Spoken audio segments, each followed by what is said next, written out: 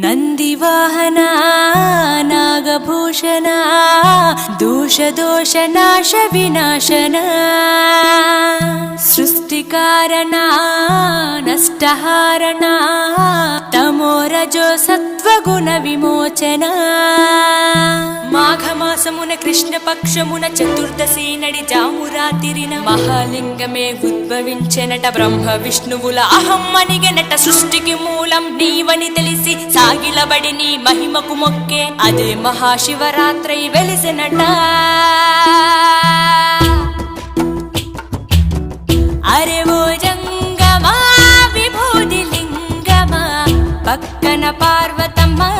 తలపై గంగ